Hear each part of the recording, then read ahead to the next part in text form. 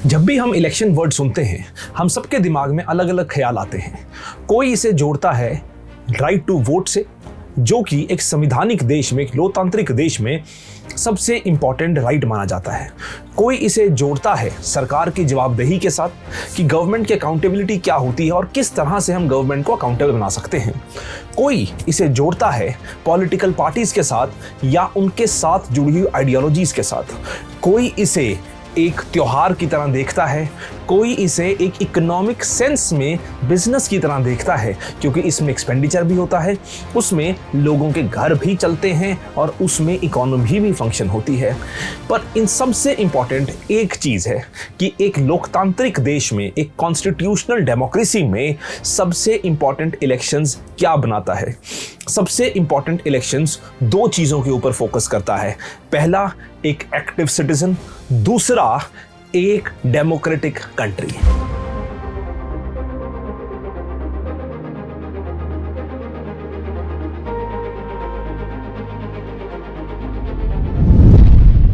नमस्कार दोस्तों, मेरा नाम है अनुज शर्मा। स्वागत है आपका एक सीरीज में। इस सीरीज में हम बात करने जा रहे हैं इलेक्शंस के ऊपर।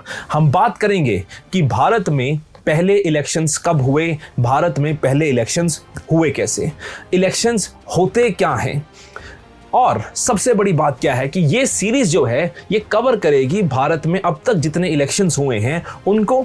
इसमें हम बात करेंगे हिस्टोरिकल फैक्टर्स के ऊपर, इसमें हम बात करेंगे पॉलिटिकल फैक्टर्स के ऊपर, इसमें हम बात करेंगे सोशियोलॉजिकल फैक्टर्स के ऊपर। क्योंकि इलेक्शंस सिर्फ एक पॉलिटिकल अंडरस्टैंडिंग नहीं है, इलेक्शंस एक हिस्टोरिकल पर्सपेक्टिव भी है, इलेक्शंस एक सोशल पर्सपेक्टिव भी है, इलेक्शंस एक मॉरल पर्सपेक्टिव भी है, इलेक्शंस एक इकोनॉमिक पर्सपेक्टिव भी है। तो जैसे कि आप सब जानते हैं कि 2024 के जनरल इलेक्शंस हमारे सामने खड़े हैं, तो हमने सोचा कि ये इससे अच्छा मौका क्या होगा कि जो हमारे यूपीएससी एस्पिरेंट्स हैं या फिर जो एस्पिरेंट्स नहीं भी हैं उन सबको एक ऐसी सीरीज का तोहफा दिया जाए जिसमें हम बात करेंगे पूरे इलेक्टोरल प्रोसेस की, जिसमें कुछ बारीकियों को समझेंगे, कुछ कहानियों को समझेंगे, कुछ हिस्टोरिकल क्रोनोलॉजी के साथ समझेंगे, कुछ पॉलिटिकल अंडरस्टैंडिंग के साथ समझेंगे, कुछ पॉलिटिकल थ्योरीज के साथ समझेंगे। तो जुड़िए रहिए हमारे साथ इस सीरीज में। और आज की इस पहली वीडियो में दोस्तों हम बात करने जा रहे हैं भारत के पहले जनरल इलेक्शंस की। जी हाँ, देखिए, जब हम पहले जनरल इलेक्शंस की बात करते हैं तो हम सब जानते हैं कि पहले जनरल इलेक्शन जो थे वो 1951 के अक्टूबर के महीने में स्टार्ट हुए और फरवरी 1952 में जाके समाप्त हुए, जिसके बाद इलेक्शन का रिजल्ट आया। पर क्या इलेक्शन का रिजल्ट और इस 1951 में 52 में जब इलेक्शंस हुए, इसके पहले की कहानी क्या है? क्या सोशल फैक्टर्स थे हमारे देश के? क्या हिस्टोरिकल फैक्ट्स हैं इसके पीछे? कहानी वो है।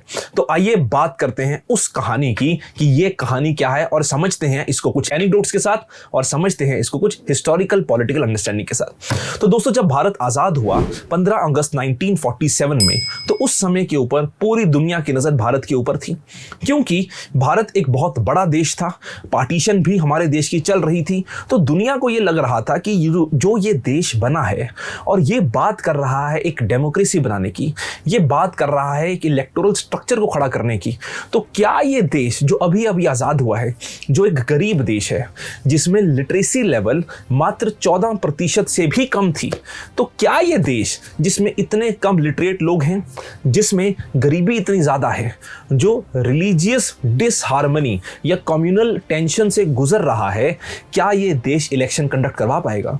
बहुत लोगों ने भारत का मजाक उड़ाया। उस समय पे जो ब्रिटेन के प्रधानमंत्री थे एक समय पे, और ब्रिटेन के बहुत बड़े लीडर माने जाते हैं विंस्टन चर्चिल साहब, उन्होंने तो यहां तक कह दिया कि if independence is granted to the Indians, power will go to the hands of the rascals, rogues and फ्रीबूटर्स।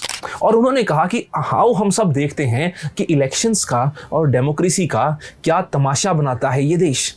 बहुत सारे लोगों ने तो यहाँ तक सवाल उठा दिया कि क्या ये देश तब तक सरवाइव करेगा जब तक पहले इलेक्शंस होंगे। तो पूरी दुनिया की नज़रें हमारे देश के ऊपर थी। जब भारत में दोस्तों पहले इलेक्शंस हुए, उस समय के ऊपर नेपाल जैसी कंट्रीज़ ने अपने लोगों को यहाँ भेजा, ऑब्जर्वर्स को यहाँ भेजा, ये देखने के लिए कि इस देश में इलेक्शन हो कैसे रहे हैं। तो इतने इंटरेस्टिंग बैकग्राउंड में जब इलेक्शंस हुए तो हम समझते हैं कि इलेक्शंस का मकसद क्या रहा। तो दोस्तों 1947 में जब हम आज़ाद हुए तो ऐसा नहीं था कि सब कुछ हंकी डोरी था, सब कुछ बहुत बढ़िया चल रहा था। बहुत सारी परेशानियां हमारे सामने थी। पार्टीशन जिसमें से एक था, कम्युनल डिसहार्मनी, क्योंकि पार्टीशन की वजह से 2 देश बन रहे थे। अब तो चलो वो 3 हो चुके हैं, बांग्लादेश भी हो चुका है पाकिस्तान से अलग, पर उस समय के ऊपर 2 देश बन रहे थे। एक तो था इंडिया, दूसरा था पाकिस्तान। तो कम्युनल डिसहार्मनी जो थी वो अपनी चरम सीमा के ऊपर थी, वो बहुत ज़्यादा एक हाई लेवल पे पहुंची हुई थी, जिसकी वजह से हम कम्युनल वायलेंस भी देख रहे थे।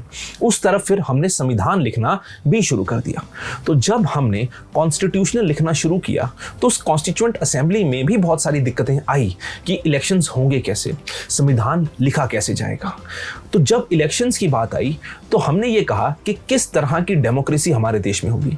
बहुत सारे लोगों ने ये भी कहा, जो कॉन्स्टिट्यूएंट असेंबली के मेंबर्स थे जैसे केटी शाह साहब थे, उन्होंने यहां तक कहा कि we should go for a presidential kind of democracy.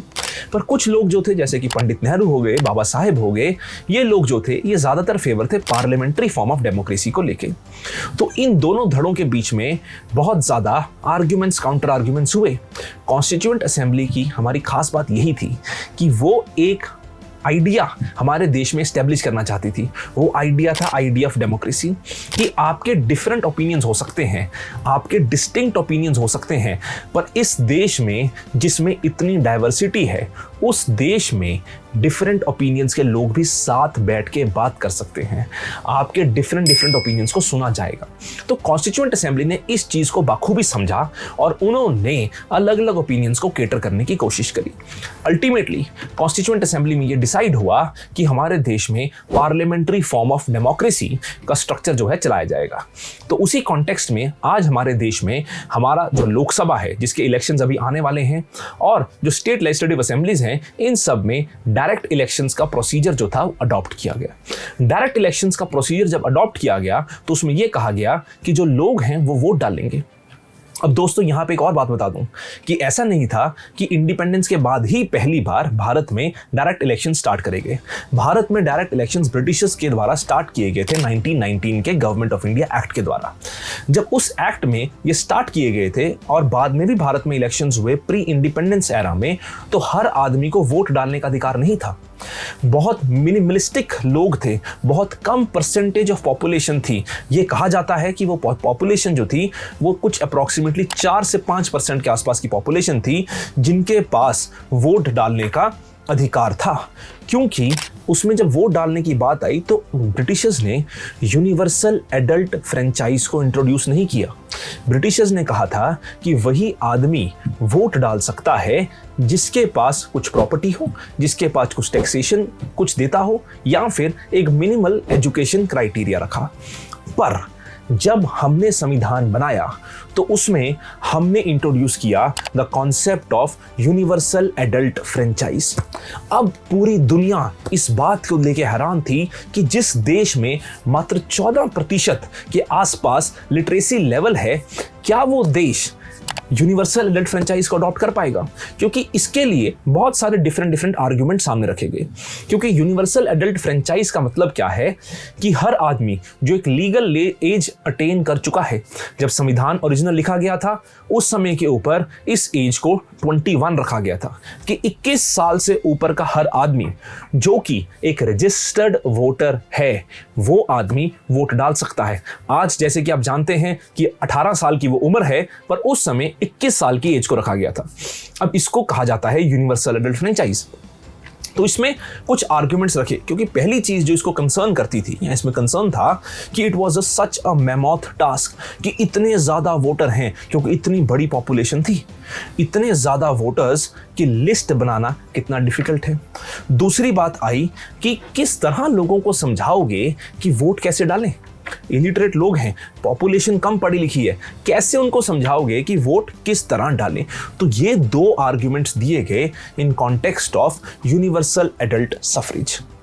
पर हमारे देश के जो कॉन्स्टिट्यूएंट असेंबली के मेंबर्स थे और हमारे देश के जो संविधानकर्ता थे, वो इस चीज में श्योर थे कि हमारे देश में पहले दिन से एक बात होनी चाहिए, दैट इज 1 वैल्यू 1 वोट, कि हर आदमी की वोट की वैल्यू 1 होनी चाहिए, या सामान्य होनी चाहिए, या बराबर होनी चाहिए, और हर आदमी को in spite of his social, economic or any other background, everyone should have equal right to vote, जो कि उस समय में एक बहुत बड़ी चीज थी। क्योंकि दोस्तों, चाहे फिर वो यूएस था, चाहे फिर वो फ्रांस था, उन लोगों ने अपने देश में विमेन को और माइनॉरिटीज को वोट डालने का अधिकार बहुत बाद दिया। पर हम इंडिया 1947 में उस समय दुनिया के सामने ये एग्जाम्पल सेट कर रहा था कि जब 26 जनवरी 1950 को भारत का संविधान लिखा गया, रेटिफाई कर दिया गया, उस समय हर आदमी के पास जो 21 साल से ऊपर है, भारत का सिटीजन है, रजिस्टर्ड वोटर होने का अधिकार एंजॉय करता था। अब दोस्तों, इस पैटर्न से इलेक्शंस की शुरुआत होती है। पर क्या इतना आसान था इलेक्शंस कंडक्ट करवाना? जैसे एक तो मैंने एडल्ट सफरेज की बात करी, दूसरा कौन इलेक्शंस कंडक्ट करवाएगा और इलेक्शंस होंगे कैसे? और क्या इस कहानी में सिर्फ इतना ही है कि इलेक्शंस इतने स्मूथ हो जाएं? क्या और कोई टेंशन हमारे देश में नहीं चल रही थी? बिल्कुल चल रही थी। एक तो हमने पहले बात करी कम्युनल डिसहार्मनी की, दूसरी दोस्तों बात होती है लिंग्विस्टिक पैटर्न के ऊपर स्टेट्स की डिवीजन की, कि linguistic reorganisation of the states होनी चाहिए। तो जब linguistic reorganisation of the states की बात आती है, ये पूरा एक अलग सा भी टॉपिक निकलता है। आप सब जानते हैं कि अगर इसके ऊपर भी एक और वीडियो बनाई जा सकती है, अगर आप लोग चाहते हैं कि इसके ऊपर एक और वीडियो बनाई जाए तो कमेंट्स में बताइए, उसमें भी हम एक अलग वीडियो बनाएंगे आपके लिए कि लिंग्विस्टिक रीऑर्गेनाइजेशन की सारी कहानी क्या है। अब दोस्तों, इसके अलावा एक और मुद्दा चल रहा था जो बड़े जोरों शोरों से देश में चलता रहा, वो था हिंदी का, कि लैंग्वेज इंपोजिशन की बात बहुत लोगों ने की। क्योंकि ये बात हो रही थी कॉन्स्टिट्यूएंट असेंबली में भी कि हमारे देश की कोई ऑफिशियल लैंग्वेज होनी चाहिए या कोई नेशनल लैंग्वेज होनी चाहिए। बहुत सारे लोगों ने ये कहा कि हिंदी को एक्सेप्ट कर लेना चाहिए एज अ नेशनल लैंग्वेज। कई लोगों ने कॉन्स्टिट्यूएंट असेंबली में दोस्तों ये भी कहा कि हिंदुस्तानी भाषा की बात क्यों ना की जाए। कईयों ने यह भी कहा कि उर्दू में क्या कमी है। जो साउथ इंडिया था हमारे देश का, उसने ये कहा कि sir we don't understand Hindi, क्योंकि हमारे देश में, जैसे कि आप जानते हैं कि भारत में भाषाएं अलग अलग हैं और हर आदमी को अधिकार है अपने हिसाब से अपनी भाषा का प्रयोग करने का। अब इसमें एक नॉर्थ वर्सेस साउथ की डिबेट उठ के सामने आई कि जो साउथ इंडिया में पॉलिटिशियंस थे, जो कॉन्स्टिट्यूएंट असेंबली के मेंबर्स थे, जो हमारे लीडर्स थे, उन्होंने कहा कि sir this language imposition will not be accepted. अब आप हिसाब लगाइए, पंडित नेहरू उस समय के कितने बड़े नेता थे, जो आगे चल के भारत के पहले प्रधानमंत्री भी बने, पर उस समय वो इंटरिम गवर्नमेंट के भी प्राइम मिनिस्टर थे। जब इलेक्शंस हो रहे थे, पंडित नेहरू मद्रास रीजन के गुंटूर इलाके में गए स्पीच देने के लिए, तो पहली बार ऐसा देखा गया कि लोगों ने उनको अपनी स्पीच पूरी नहीं करने दी। पंडित नेहरू को वहां से जाना पड़ा क्योंकि सिर्फ बात हो रही थी लैंग्वेज की। तो दोस्तों, ये लैंग्वेज एक बहुत इंपॉर्टेंट मुद्दा जो था, ये बन के सामने आया। इसके अलावा एक और मुद्दा जो बन के सामने आया इलेक्शन से पहले, वो था आपका हिंदू कोड बिल का। अब हिंदू कोड बिल का भी एक बड़ा इंपॉर्टेंट मुद्दा था, क्योंकि आप सब जानते हैं कि आज के समय के ऊपर भी बात होती है यूनिफॉर्म सिविल कोड की। तो जब हम यूनिफॉर्म सिविल कोड की बात करते हैं, तो वो शुरुआत आज नहीं है, वो शुरुआत प्री इंडिपेंडेंस चल रही है। अगर आप चाहते हैं कि यूनिफॉर्म सिविल कोड के ऊपर भी अलग वीडियो बनाई जाए, तो वो भी कमेंट्स में बताइएगा। हम जरूर उनके ऊपर भी, उन इंपॉर्टेंट टॉपिक्स के ऊपर भी इसी प्रकार की एक कंप्लीट डिस्क्रिप्टिव वीडियोस बनाएंगे, पर ये सीरीज समाप्त होने के बाद। जी हाँ, वापस आते हैं इसके ऊपर। तो हिंदू कोड बिल का भी मुद्दा चल रहा था। अब हिंदू कोड बिल में भी कॉन्स्टिट्यूएंट असेंबली में बहुत सारी डिबेट चल रही थी। जैसे कि श्यामा प्रसाद मुखर्जी साहब थे, जो पहले इंटरिम गवर्नमेंट के हिस्सा थे, फिर उन्होंने रिजाइन किया और उन्होंने जनसंघ पार्टी का फॉर्मेशन किया। उनका कहना था कि क्यों हिंदू कोड बिल लाया जा रहा है सिर्फ हिंदूज के कॉन्टेक्स्ट में, अगर आप लेके आना चाहते हो तो हर रिलीजन को इसमें इंक्लूड करो। अब इसके ऊपर काफी सारे लोग, जैसे इस्माइल साहिब थे, उनका यूसीसी को लेके मानना यह था कि क्यों यूसीसी लाने की आवश्यकता है। पर अगर हम बात करें कॉन्स्टिट्यूएंट असेंबली की, चाहे फिर वो डॉक्टर अंबेडकर हो या पंडित नेहरू हो, both of them were in the favor of uniform civil code, but not in the manner that it should be imposed at that point of time. पर हिंदू कोड बिल के ऊपर बाबा साहेब भी और पंडित नेहरू भी दोनों अड़े हुए थे कि इसको पास करवाना है। पूरे देश में बहुत जगहों पे प्रोटेस्ट्स भी हुए अगेंस्ट द गवर्नमेंट कि the government was trying for minority appeasement. यहाँ तक की बात आ गई कि कई सारे लोगों ने तो ये भी कह दिया कि अगर ये पास होता है तो हम जो इंटरिम पार्लियामेंट है उसे रिजाइन कर देंगे। अब इसके ऊपर तब जो इंटरिम पार्लियामेंट थी उसमें डिबेट्स हुई। बाबा साहेब ने बोला कि हिंदुइज्म में एक रिफॉर्मेशन लाने की जरूरत है। पंडित नेहरू ने भी बोला कि यह बिल पास होना चाहिए। इसके लिए स्पेशल सेशंस भी बुलाए गए। Later on Pandit Nehru had to change decision. उन्होंने ये जो ओरिजिनल हिंदू कोड बिल था उसको 4 डिफरेंट हिस्सों में डिवाइड कर दिया। पर क्या आप जानते हैं कि जब तक पहले इलेक्शंस नहीं हुए तब तक ये पारित नहीं हो पाया। तो इतने सारे मुश्किलों के साथ, इतने सारे सोशल प्रॉब्लम्स के साथ, इतने सारे पॉलिटिकल डिविजन्स के साथ भी इलेक्शंस कंडक्ट हुए। ये इलेक्शंस कंडक्ट हुए कैसे? तो जब इलेक्शन कंडक्ट करने की बारी आई तो कॉन्स्टिट्यूएंट असेंबली ने कॉन्स्टिट्यूशन में एक चीज डाली थी आर्टिकल 324 के अंडर, वो थी एक इलेक्शन कमीशन की formation. Election commission of India की फॉर्मेशन करी गई article 324 of the Indian constitution के अंतर्गत। ये आर्टिकल 324 इलेक्शन कमीशन की फॉर्मेशन करता है और ये एस्टेब्लिश करता है एक इंडिपेंडेंट बॉडी।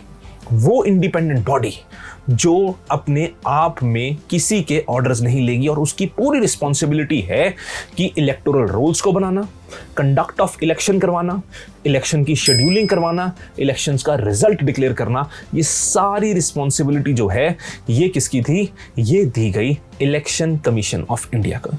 तो भारत के पहले इलेक्शन कमीशन ऑफ इंडिया जो थे इलेक्शन कमिश्नर, वो अपॉइंट किए गए जिनका नाम था सुकुमार सेन साहब। अब अक्सर जब हम इतिहास पढ़ते हैं ना तो हम ऐसे लोगों को भूल जाते हैं कि जिन्होंने इतना इंपॉर्टेंट रोल प्ले किया हो भारत की एक लोकतंत्र को बनाने में।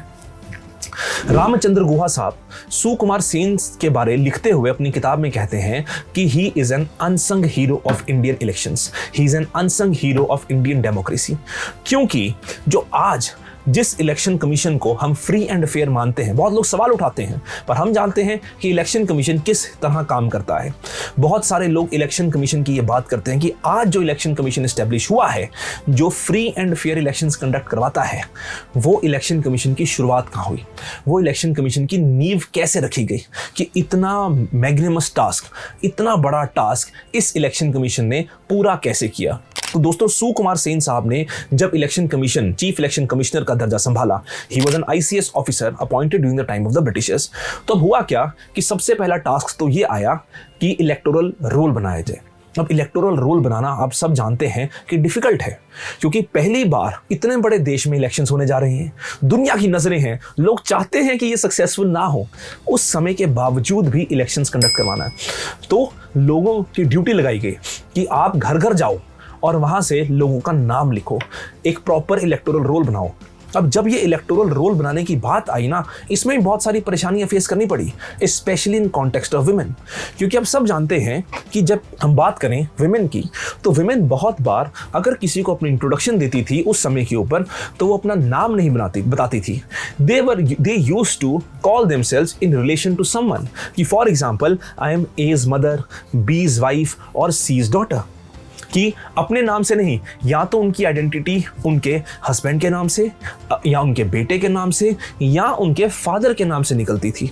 अब ये जब सुकुमार सेन साहब को पता लगा कि इलेक्टोरल रोल में ये लिखा जा रहा है, तो उन्होंने स्ट्रिक्ट इंस्ट्रक्शन दी। उन्होंने कहा कि हर आदमी का इसमें नाम लिखा जाएगा, किसी के रिलेशनशिप के अकॉर्डिंग किसी का नाम नहीं लिखा जाएगा। पर इसका ये बेनिफिशियल तो बहुत रहा, क्योंकि अल्टीमेटली आइडेंटिटी प्रूफ बन गया। इलेक्शन कमीशन का जो डाटा आया उसके बेसिस के ऊपर वोटर कार्ड लिखे गए। पर इसका एक नुकसान भी हुआ। वो नुकसान क्या था कि out of the total 80 million women voters in the country, nearly 2.8 million eventually failed to make into the list of electoral rolls, जिसकी वजह से इंपैक्ट सबसे ज्यादा कहां देखा गया? इंपैक्ट देखा गया नॉर्थ इंडिया की स्टेट्स में, जैसे कि राजस्थान हो गया, जैसे कि आपका मध्य प्रदेश हो गया, या उत्तर प्रदेश, बिहार। इन एरियाज में ज्यादा इंपैक्ट जो था इस चीज का देखा गया compare to the southern states. पर यह बेनिफिशियल रहा लेटर स्टेज में। दूसरा टास्क आया कि जब इलेक्टोरल रोल बन गया, तो इतने सारे वोटर जो थे, ऑलमोस्ट 70 करोड़ के आसपास, 70% के आसपास जो लोग थे जो वोटर लिस्ट में आए, they were unable to read and write. अब इलेक्शंस करवाने कैसे? तो जब इलेक्शंस करवाने की बारी आई तो ये डिसाइड किया गया कि अगर एक पर्ची है, बैलेट पेपर पे इलेक्शंस होते थे, बैलेट पेपर को लोग पढ़ेंगे कैसे? तो डिसाइड किया गया कि लोगों को सिंबल्स दिए जाएंगे कि लोग सिंबल देख के वोट डालेंगे। इसी वजह से हमारे जैसे देशों में, ये भारत जैसे देश में, बाकी आसपास के देशों में क्या पॉलिटिकल पार्टीज को सिंबल दिए गए कि अगर आप जानते हैं कि आज के समय पे कांग्रेस पार्टी का सिंबल हाथ है, बीजेपी का सिंबल फूल है, तो हर पॉलिटिकल पार्टी के अलग अलग सिंबल हैं। उन सिंबल्स का पर्पस यही था दोस्तों कि जो लोग पढ़ लिख नहीं सकते वो सिंबल से अपनी पॉलिटिकल पार्टी को या पसंदीदा कैंडिडेट को वोट डाल पाएं। बैलेट बॉक्स बनाए गए, उन बैलेट बॉक्स के ऊपर प्रिंट करवा के सिंबल लगाया गया कि अगर मैंने एक्स पॉलिटिकल पार्टी को वोट डालनी है तो मैं जाऊंगा और मैं वहां जाके वोट डालूंगा। पूरे देश में 2,24,000 के आसपास अप्रॉक्सीमेटली पोलिंग बूथ जो थे वो बनाए गए। आप हिसाब लगाइए कि इतने ज्यादा पोलिंग बूथ बनाए गए और 10 मिलियन के आसपास लोगों की ड्यूटी लगाई गई। किस लिए? इलेक्शंस कंडक्ट करवाने के लिए। तो इतना सारा प्रोसेस जो था ये इलेक्शन कमीशन ऑफ इंडिया ने उस टाइम के ऊपर इंश्योर किया। उधर पॉलिटिकल पार्टीज अपनी रैलीज कर रही हैं, जिन पॉलिटिकल पार्टीज में पंडित नेहरू सबसे स्ट्रांग लीडर माने जाते थे। पंडित नेहरू, याद होगा मैंने आपको हिंदू कोड बिल की बात कही थी, पंडित नेहरू ने इस चीज को अपने ऊपर लिया। उन्होंने लोगों को कहा कि आप मुझे वोट डालो, कांग्रेस पार्टी सत्ता में आएगी तो हम हिंदू कोड बिल को भी पास करेंगे, क्योंकि तब हिंदू कोड बिल पास नहीं हुआ था। और उसी हिंदू कोड बिल के ना पास होने के प्रोटेस्ट में उस समय के ऊपर जो भारत के लॉ मिनिस्टर थे डॉक्टर भीमराव अंबेडकर, उन्होंने रिजाइन कर दिया था कैबिनेट से। तो पंडित नेहरू ने यह कहा कि अगर हमारी सरकार बनती है तो हम हिंदू कोड बिल को पास करवाएंगे। तो रामचंद्र गुहा साहब अपनी किताब में लिखते हैं कि जब पंडित नेहरू रैली करने जाते थे तो लोगों की भीड़ लग जाती थी। लोग सिर्फ देखने आते थे, पंडित नेहरू की झलक पाने आते थे। ऐसा बहुत सारे नेताओं के साथ होता था। तो पंडित नेहरू ने पहली बार इलेक्शंस कॉन्टेस्ट किए फुलपुर कॉन्स्टिट्यूएंसी उत्तर प्रदेश से, और वहां से वो ऑब्वियसली जीत के भारत के पहले प्रधानमंत्री बने। अब ऐसे कैसे बन गए? क्योंकि कांग्रेस पार्टी की विजय हुई। आउट ऑफ द 489 सीट्स जिनके जो उस समय के ऊपर लोकसभा में थी, जिसमें 479 सीट्स के ऊपर इलेक्शंस हुए, कांग्रेस पार्टी को 343 सीट्स जीती।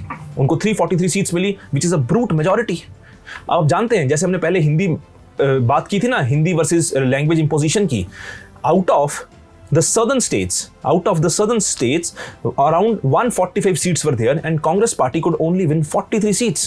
तो आप हिसाब लगाइए कि अगर हम बात करें आज के समय के, तो आज के समय हम ये कहते हैं कि कांग्रेस पार्टी साउथ इंडिया में ज्यादा एस्टेब्लिश्ड है, पर उस समय के ऊपर लैंग्वेज की कंट्रोवर्सी की वजह से कांग्रेस पार्टी को नॉर्थ में ज्यादा सीट्स मिली थी और साउथ में कम सीट्स मिली थी। कांग्रेस पार्टी जिसको 364 सीट्स उस समय के ऊपर मिली थी, उन सीट्स की बदौलत कांग्रेस पार्टी की सरकार बनी और पंडित नेहरू देश के पहले प्रधानमंत्री बने। कांग्रेस पार्टी के बाद सेकंड पॉलिटिकल पार्टी जो थी वो थी कम्युनिस्ट पार्टी ऑफ इंडिया, जिनको मात्र 16 सीटें मिली थी। तो फर्स्ट पॉलिटिकल पार्टी को 364, सेकंड पॉलिटिकल पार्टी को सिर्फ और सिर्फ 16 सीट्स मिली थी। तो इस तरह भारत के पहले इलेक्शंस हुए। अब बहुत सारे लोगों ने अलग अलग चीजें बोली कि क्यों लोगों ने कांग्रेस पार्टी को वोट डाला, क्यों इतने सारे लोगों ने कांग्रेस पार्टी को जिताया। उसके पीछे बहुत सारी वजहें थी।